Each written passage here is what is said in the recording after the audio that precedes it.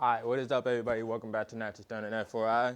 So today is part 2 of tearing down Vegeta, getting everything tore down, replaced, figuring out what else is damaged, and swapping some things over. So I have a friend who had the other stock radiator for me for this bike.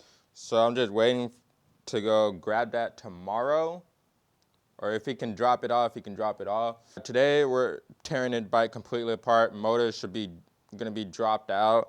I kind of want to wait on dropping the motor out until the powdered frame is basically done and powdered before just dropping the motor out. But I came to realization that there is a few things that I want to do, far as replacing the chain and guide, the tensioner.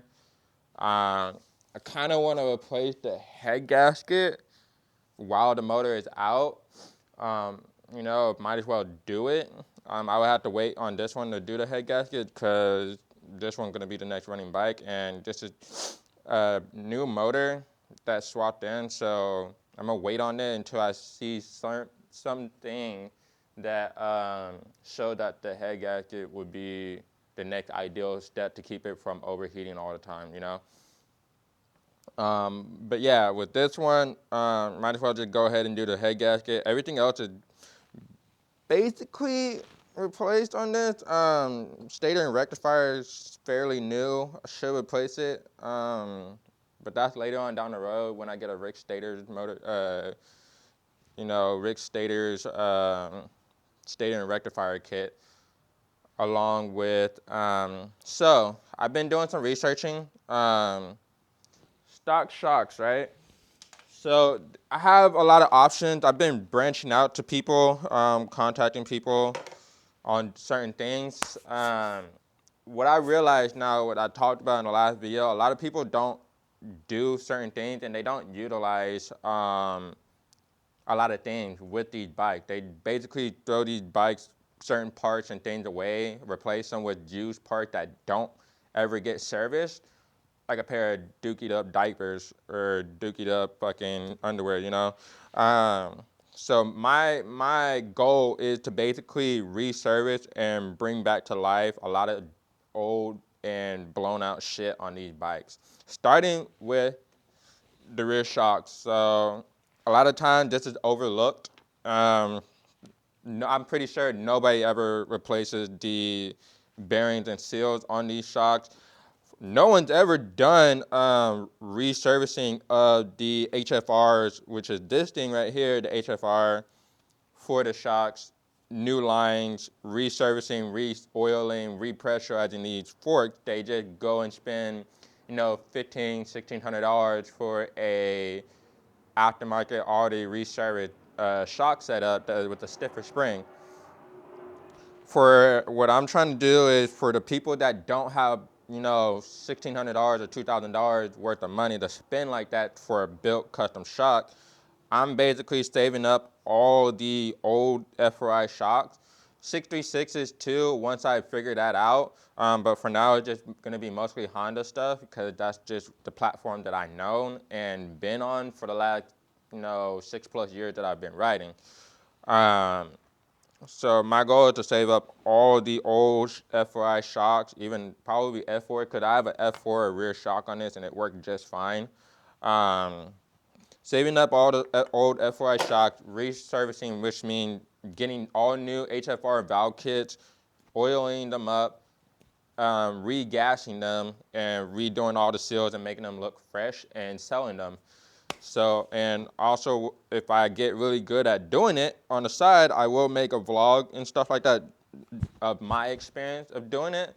If I get really good of doing this and it turns out really good and I like it with some of the parts and products from, certain companies, then whenever I got free time, I will offer that up as a deal so that, it helps people save money than spending, thousands of dollars for a built one when you could spend I'm probably going to do half the price or even less for a resurfaced stock OEM shock that feels way better, just like a Penske or Olin shock would feel.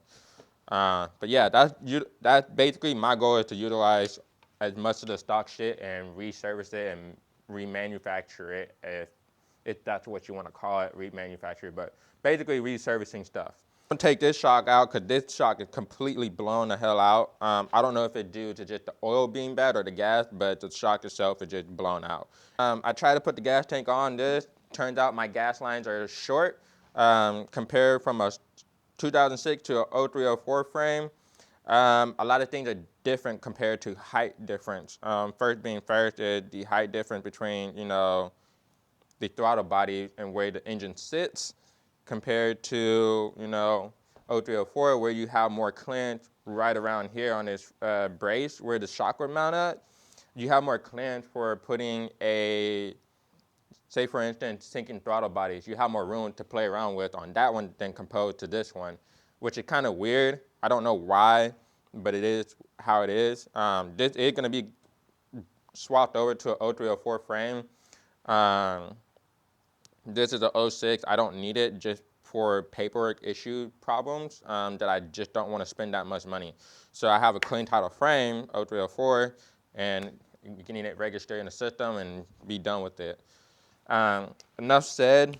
I'm gonna just dive straight into it, put y'all on time lapse, and then whenever I get done with what I'm doing, look, stop complaining how people move, just stop dealing with them.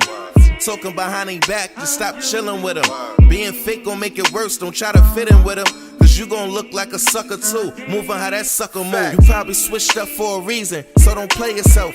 What they thinking, you ain't gotta explain yourself. Gotta do what work for you and maintain your health. Trust me, I've been here before and no one came to help. I know cause I felt. Alright, y'all, so I'm back. Figured a couple of things out, swapped fuel lines over, got this one running and put together. So the only thing left for this bike is to get the radiator, get new brake calipers, because that caliper is seized up, and I want to try something new. So I'm gonna try a new set of calipers, different brand, not Toxicos, on both bikes actually. The Toxicos were cool, but certain things for like doing stoppy just wasn't having it for me. So I'm gonna try something new. We'll see what it is and how it feels. This bike's basically done and ready. I just gotta order a sub cage, sink the throttle bodies, do my fork seals, get new tires, powder coat the front wheel, or get a new wheel actually, because this is a 5 bolt, this one's 6 bolt, but I'm gonna see if the 6 bolt works on the 5 bolt, and if the 6 bolt works for the rotors and everything, then I'm just gonna order 2 6 bolt hole fucking front wheels for both the bike, the white that I already powder coated, and yeah.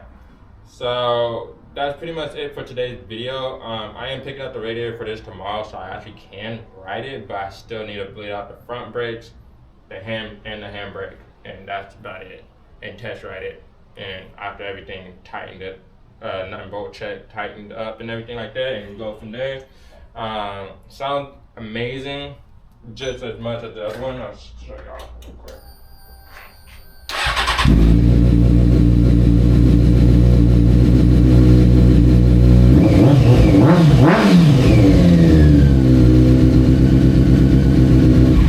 So you can't beat that sound, I think I've done over the years of, building these bikes, my 600RR, the F4i, and now I'm building this F4i, working on the Busa.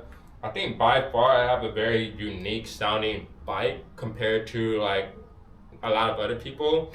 I hear everybody else's bikes, they sound kind of the same, and I'm pretty sure I'm the only one that have a different sounding bike that's more like deep tone, not too raspy. For whatever reason, mine doesn't really sound like a lawnmower like people say Honda F4i do.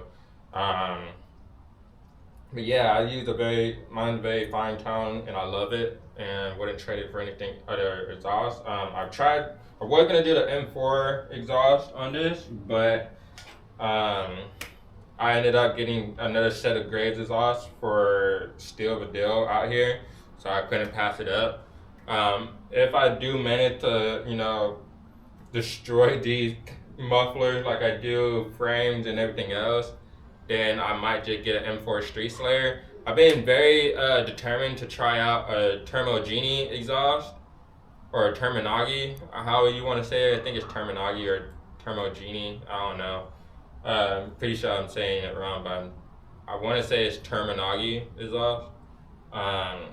If I manage to destroy these exhausts out on a ride out or practicing or whatever the case may be, then I'll go for first M4 Street Slayer off of a 1000R, and then if that doesn't work, if I manage to destroy that too, then we'll go with a Terminagi, more spicier and more expensive. Necessarily don't have to spend that much, but what I've realized and figured out over the years is that you do cheap eBay or Amazon exhaust, they don't have they don't have the proper airflows for, what the fuck was that? They don't have the proper airflows. Like if you buy off a knockoff M4 canister off of eBay or Amazon, you can see that the baffle is like all caved in and squished in compared to like a real authentic M4 GP style exhaust where it's straight through. There's no restriction, it's baffled properly, etc., etc. There are some good companies out there for motorcycle exhaust. I'm not knocking no exhaust. Me personally, I just like, authentic brands and something high flow. So, anyways, I got stuck on taking this cage off. The puck is stuck inside of it. I don't have the drill to drill out the puck itself. I gotta get that for my job tomorrow, but I got the other cage off. The frame is twisted up, like severely twisted up, but we're still gonna manage to cut it up and straighten it out and create something pretty dope. Me and Eric from Angus Stunt are working together to basically design a stock frame but more reinforced and make it all one piece, try to make it all one piece, but we're trying to make something dope with these stock frames. And if people fuck with the idea and the designing of it, like I said, it is going to be very durable and reinforced and strong. It's not going to be able to bend as easily as these stock aluminum frames are.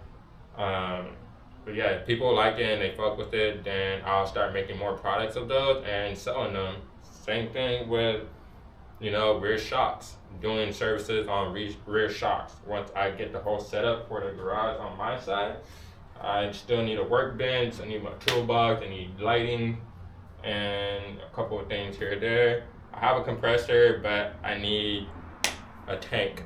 So once I get everything set up and everything to do the shit that I'm talking about, and move forward with it, then yeah, that's the whole plan.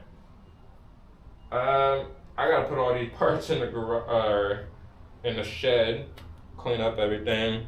That's pretty much it for today's video. I can't really necessarily drain out the radiator because I don't have nothing to drain the fluid out into other than onto the ground, and I'm not really trying to get cited from the city for doing that, so I'm just gonna leave the radiator on for now. I should take off the fork just to make sure they're not bent. I highly doubt that they're bent, but you never know.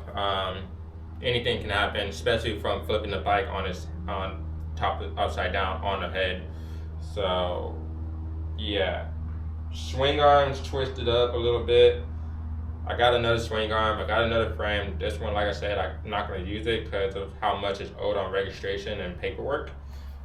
So yeah, anyway, thank y'all for watching part 2 of building Vegeta and making it look just like this bike, if not better.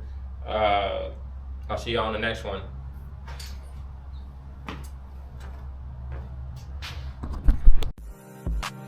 Can you lay low for me? Can you lay low? Can you lay low for me? Can you lay low? I just came to ask you one question, this will you go for me? The baggage in my pocket get higher, can you lay low for me? Can you heat it up and light the stove when it get cold for me? Can you suit it up, get booted up and hit the road with me? Fast pace, fast race, come join the trophy team. She just want a nigga to herself, come be alone with me. The neighbors know my name, the way she sing it like I'm Jodeci.